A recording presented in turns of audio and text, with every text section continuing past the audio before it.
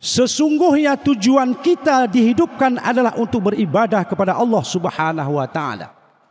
Jadi ibadah yang dikerjakan mestilah berlandaskan kepada iman, yaitu percaya bahwa hanya Allah sebagai penjamin hidup kita di dunia dan di akhirat. Assalamualaikum warahmatullahi wabarakatuh. Jamaah dimanapun berada, jangan lupa dukung dan tonton terus channel Masjid Agung At-Taqwa Kota Cani. Tonton, subscribe, like, share, and comment. Assalamualaikum warahmatullahi wabarakatuh.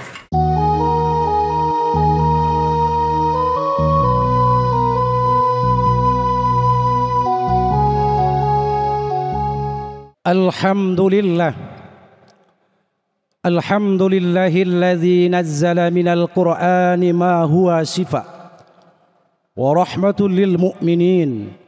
Asyhadu an la ilaha illallahul malikul haqqu la ilaha illa huwa rabbul arsyil karim. Wa asyhadu anna sayyidana Muhammadar Rasulullahil mab'usur rahmah. Allahumma salli wa sallim ala abdika wa rasulika sayyidina Muhammad wa ala alihi wa sahbihi wa tabi'in. Amma ba'du fa ya ibadallah, usikum wa iyaya bitaqwallah wa ta'atihi la'allakum tuflihun.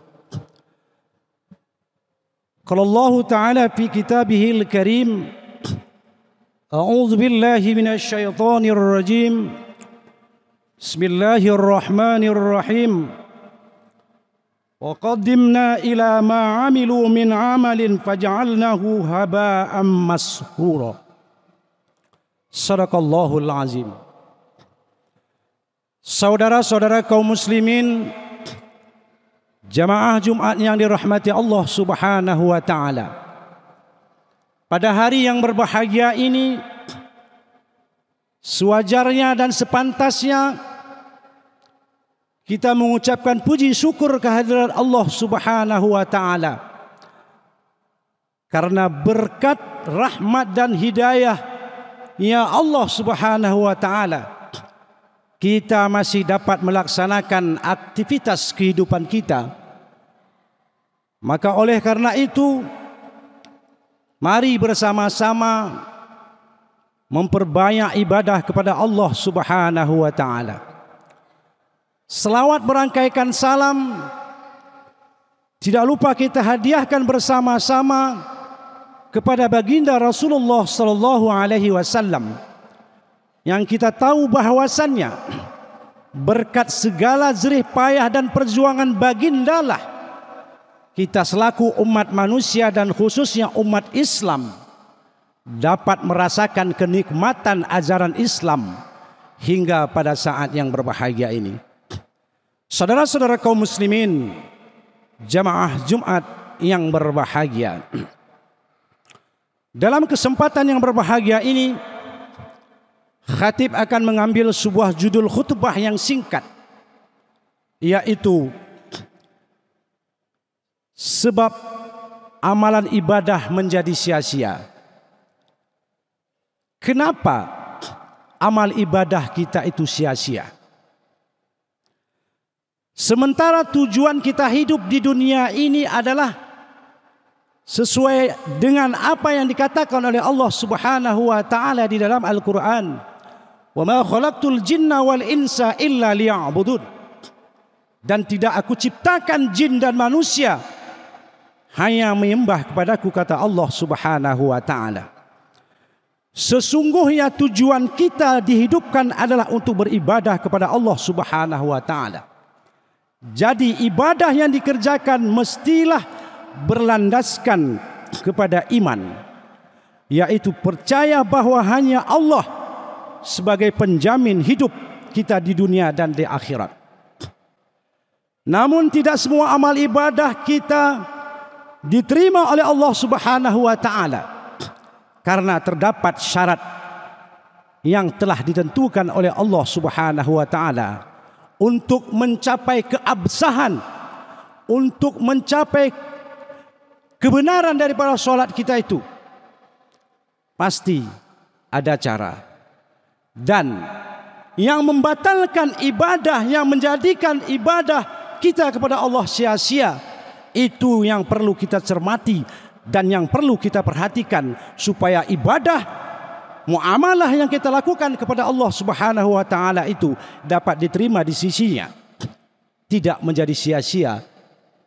Saudara-saudara kaum muslimin, jamaah Jumat yang dirahmati Allah Subhanahu wa taala.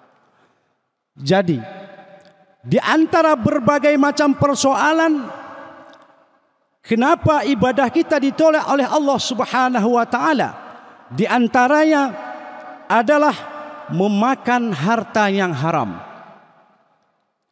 Itu salah satu ibadah, amalan, perbuatan, tingkah laku yang namanya berubudiyah kepada Allah ditolak oleh Allah Subhanahu wa taala, karena di dalam tubuh kita yang kita konsumsi, yang kita makan dalam kehidupan kita sehari-hari itu terdapat harta yang haram di dalamnya.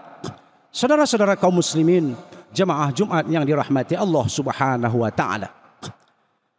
Dalam menghidupi keluarga, di dalam keluarga kita, harta, nafkah yang kita berikan kepada sanak keluarga kita itu dengan jalan dua cara. Yang pertama, nafkah yang halal yang kita berikan. Yang kedua, nafkah yang haram yang kita berikan, yang dikonsumsi oleh anak, istri dan keluarga kita. Sebagai contoh, kita selaku pekerja keras, tentu yang menghidupi dalam keluarga kita itu memberikan nafkah zahir batinnya, maunya kita adalah harta yang halal yang boleh dikonsumsi oleh keluarga kita. Kita bekerja mencari upahan, itu adalah salah satu perbuatan yang halal yang kita lakukan. Uang yang kita dapatkan, yang kita berikan kepada keluarga kita itu adalah dari hasil jerih payah yang halal yang kita lakukan. Akan tetapi, dalam rumah tangga kita, walaupun uang yang halal kita berikan, akan tetapi kita belanjakan kepada yang tidak-tidak ataupun kepada yang haram, maka di dalam tubuh kita itu mengalirlah barang yang haram, walaupun uang yang kita berikan kepada keluarga kita itu dari hasil yang halal, dari jerih payah keringat kita. Yang kedua, dari hasil yang haram, dari hasil perjudian, itu sudah memang pasti haramnya, nampak jelas perbuatan dan tingkah laku kita untuk mendapatkan uang dari judi, maka kita berikan juga kepada keluarga kita. Maka harta, uang yang kita berikan, yang dibelanjakan, yang dikonsumsi oleh keluarga kita itu sudah pasti haram juga. Saudara-saudara kaum muslimin, jemaah Jumat yang dirahmati Allah Subhanahu wa taala, memakan makanan yang haram juga membuat doa manusia tidak dikabulkan oleh Allah Subhanahu wa taala. Sesuai dengan sabda Rasulullah sallallahu alaihi wasallam yang artinya, ibadah yang disertai dengan memakan makanan yang haram sama saja seperti mendirikan bangunan di atas pasir. Di dalam Al-Quran dijelaskan oleh Allah Subhanahu wa ta'ala di dalam surah Al-Furqan, Bismillahirrahmanirrahim, wa qaddimna ila ma amilu min amalin faja'alnahu haba'an mas'ura. Yang artinya kata Allah Subhanahu wa ta'ala, dan kami hadapi segala amal yang mereka kerjakan, lalu kami jadikan amal itu bagaikan debu yang berterbangan. Al-Furqan ayat 23. Saudara-saudara kaum muslimin, jemaah Jumat yang dirahmati Allah Subhanahu wa taala. Yang kedua, sebab amal kebaikan dapat ditolak oleh Allah Subhanahu wa taala adalah durhaka kepada kedua orang tua. Birru walidain, berbakti kepada kedua orang tua.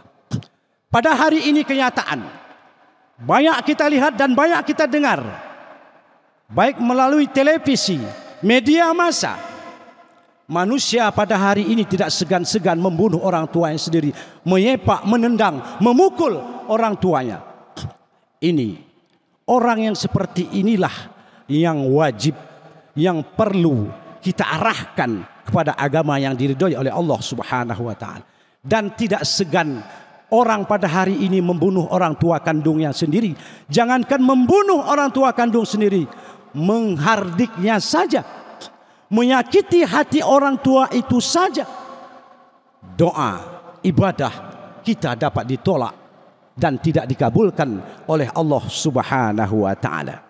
Durhaka kepada ibu bapa sehingga menyakiti hati mereka akan menyebabkan amal ibadah ditolak dan tidak diterima oleh Allah Subhanahu wa taala. Saudara-saudara kaum muslimin, jamaah Jumat yang dirahmati Allah Subhanahu wa taala, bersikap menghormati dan menyayangi ibu bapa sangat dituntut dalam Islam. Bukan saja tidak dimakbulkan doa, tetapi tidak akan mendapat keberkatan dalam hidup kepada siapapun juga. Saudara-saudara kaum muslimin, jamaah Jumat yang dirahmati Allah Subhanahu wa taala. Selanjutnya, amalan kita dapat menjadi sia-sia dan tidak dimakbulkan doa kita kepada Allah Subhanahu wa taala adalah meminum arak, minuman keras, meminum tuak, brandy, whisky dan sebagainya. Yang namanya, yang jenisnya minuman keras yang dapat memabukkan, yang dapat menghilangkan akal, itu dapat ditolak oleh Allah Subhanahu wa taala segala amal perbuatannya. Saudara-saudara kaum muslimin, jamaah Jumat yang dirahmati Allah Subhanahu wa taala, arak atau khamar merupakan minuman yang memabukkan, yang membuat pikiran manusia menjadi separuh sadar dan sukar dikawal. Minuman itu memberi banyak kesan buruk serta menyebabkan amal ibadah seseorang tidak diterima oleh Allah Subhanahu wa taala. Sesuai dengan sabda baginda Rasulullah sallallahu alaihi wasallam, orang yang meminum khamar tidak diterima salatnya selama 40 subuh ataupun 40 hari, kata Rasulullah sallallahu alaihi wasallam. Saudara-saudara kaum muslimin, jamaah Jumat yang dimuliakan oleh Allah Subhanahu wa taala. Di tahun-tahun 2000-an banyak generasi-generasi muda kita yang duduk di tempat minuman, yang duduk di tempat orang yang non muslim. Kerjaannya apa? Meminum susu yang tambuh-tambuh, meminum tuak sehingga larut malam. Banyak terjadi kecelakaan diakibatkan minuman khamar, diakibatkan minum tuak, sehingga ketika pulang ke rumah banyak terjadi kecelakaan mengendarai kereta. Setengah sadar akal mereka, dia kira jalan yang dibuat pemerintah yang rusak, akan tetapi otak mereka yang meminum itu yang rusak, sehingga jatuh terpelanting di aspal. Ini akibat daripada minuman keras. Saudara-saudara kaum muslimin, jamaah Jumat yang dimuliakan oleh Allah Subhanahu wa taala. Selanjutnya yang dapat menghambat dan ditolak oleh Allah Subhanahu wa taala daripada amal ibadah kita adalah mengupat ataupun khibah. Orang yang menyampaikan perkataan satu ataupun dua kalimat, kita menyampaikannya kepada orang lain 6 sampai 7 kalimat, khibah. Ini dapat doa seseorang ditolak oleh Allah Subhanahu wa taala dan diancam oleh baginda Rasulullah sallallahu alaihi wasallam mengupat merupakan perbuatan yang sangat dibenci oleh Allah Subhanahu wa taala. Begitu juga dengan perlakuan fitnah yang memecah belah umat, sehingga setiap amal ibadah si pelaku tidak diterima oleh Allah Subhanahu wa taala.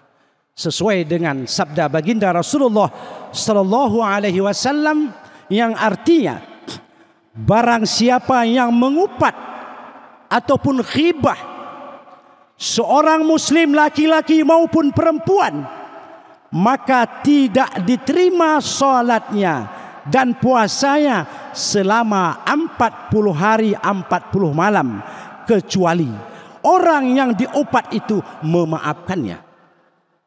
Ini tegas Rasulullah sallallahu alaihi wasallam. Nah, maka oleh karena itu, sebentar lagi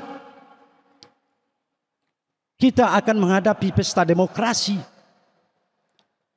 Mari bersama-sama dinginkan kepala kita, jernihkan pikiran kita untuk keberpihakan kepada salah satu kandidat yang akan kita dukung. Jangan mengadu domba, fitnah memfitnah di antara satu kandidat dengan yang lainnya. Jangan ada dusta di antara kita. Akibatnya fatal bagi kehidupan pribadi kita. Saudara-saudara kaum muslimin, jamaah Jumat yang dirahmati Allah Subhanahu wa taala. Orang bijak berkata, Lais Al-Sumarkandi dalam Tanbihul Khafilin menjelaskan bahwa sebahagian orang bijak berkata, amalan butuh pada 4 hal agar selamat, yaitu ilmu, niat, sabar dan ikhlas.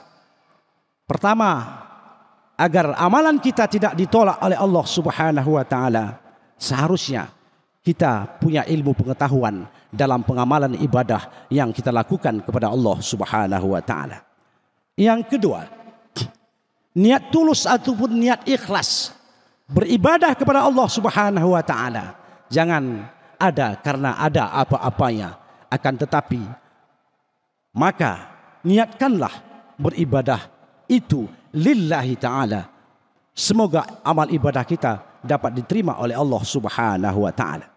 Yang ketiga, dalam pelaksanaan ibadah, agar ibadah kita dapat diterima oleh Allah Subhanahu wa taala, bersabar menjalankan ibadah apapun itu bentuknya, agar Allah memberikan imbalan dan balasan sesuai dengan amal perbuatan dan kebaikan yang pernah kita lakukan. Yang keempat, yaitu ikhlas. Ikhlas beramal. Ikhlaskan segala amal perbuatan kita.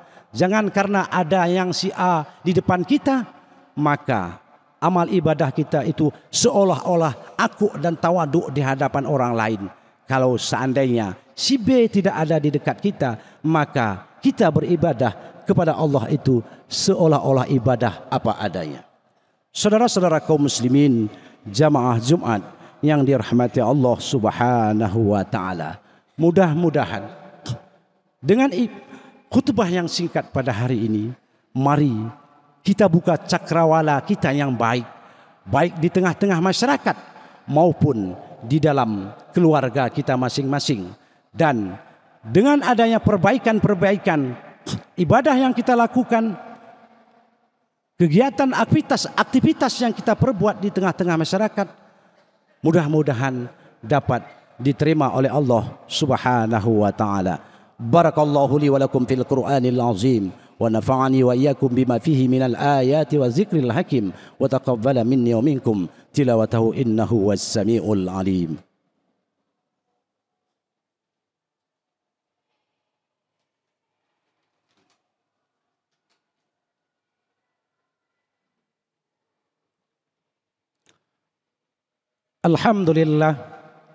Alhamdulillahi rabbil alamin, arsala rasulahu bil huda wa dinil haq liyujhirahu 'ala ad-din kullihi walau karihal musyrikun.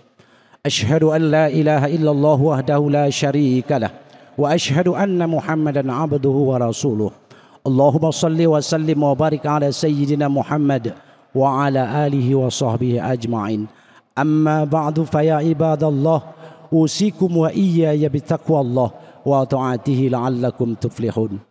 Qala Allah ta'ala fi kitabihil karim, a'udzu billahi minasy syaithanir rajim. Bismillahirrahmanirrahim. Wa ma khalaqtul jinna wal insa illa liya'budun. Innallaha wa malaikatahu yusalluna 'alan nabi.